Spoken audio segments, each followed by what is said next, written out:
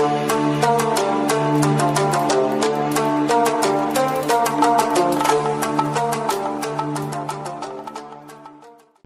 दोस्तों, आज हम इस वीडियो में बात करने वाले हैं श्री बाके बिहारी जी ने किया चमत्कार। यह बहुत पुरानी घटना नहीं है, यह अभी लॉकडाउन की बात है। मार्च 2020 में दिल्ली के विवेक विहार में एक खुशी से भरा परिवार है।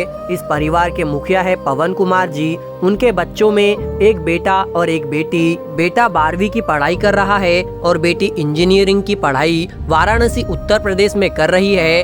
पूरा परिवार महीने में एक बार तो बिहारी जी के दर्शन करने जाते ही थे। जीवन बहुत अच्छा चल रहा था, पर कोरोना आ गया। वाराणसी में उनकी लड़की आशा एक कमरा किराए पर लेकर रहती थी, पर अब आशा लॉकडाउन के चलते उस कमरे में अकेली पड़ गई थी।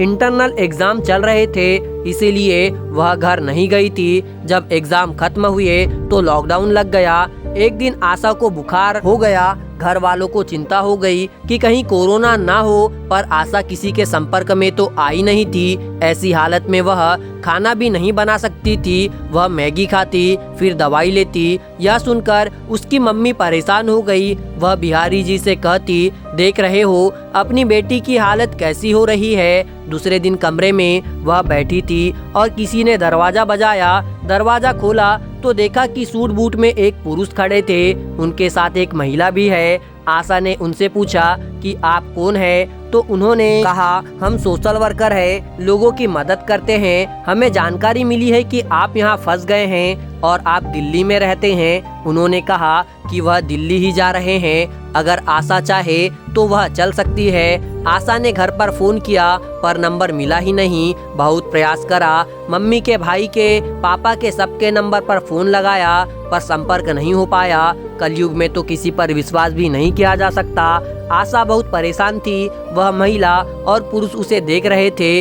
उन्होंने कहा, बहन चिंता मत करो, बिहारी जी के मंदिर में मैं तुम्हारे पिताजी से कई बार मिल चुका हूँ। आशा उनके साथ चलने को तैयार हो गई। गाड़ी में उन्होंने राधा नाम का प्यारा भजन लगा रखा था। गाड़ी में उसे कब नींद लग गई पता ही नहीं चला। उसकी नींद खुली तब वह दिल्ली पहुंच भी गए थे।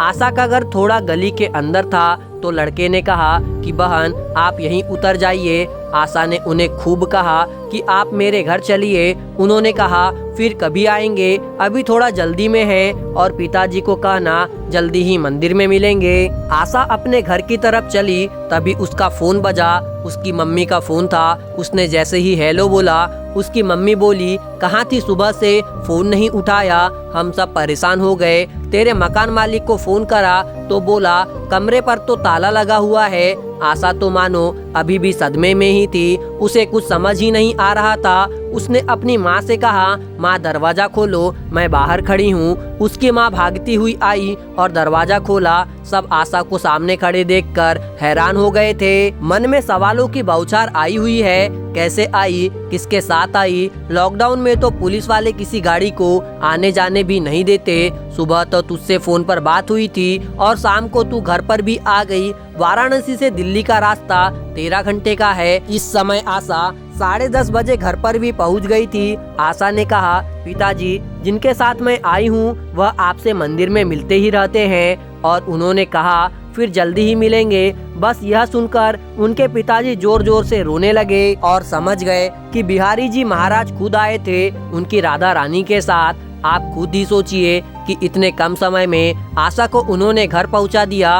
उन्हें घर का पता कैसे पता चला, लॉकडाउन में बॉर्डर कैसे पार कर ली। भगवान अपने भक्तों को लिए किसी न किसी रूप में मदद करने आते ही रहते हैं। अगर आपको भी अपने बाके बिहारी पर पूरा भरोसा है कि वो सबकी मदद करते हैं, जाने अनजाने आपकी भी कहीं न कहीं जरूर मदद की होगी। प्रेम से, सच्ची आस्था व पूर्ण विश्वास के साथ। दोस्तों, आपके लिए बहुत मेहनत से पोस्ट लाते हैं, एक लाइक जरूर करें और कमेंट्स करके जरूर बताएं कि वीडियो आपको कैसा लगा, और चैनल को सब्सक्राइब जरूर से ही करिएगा।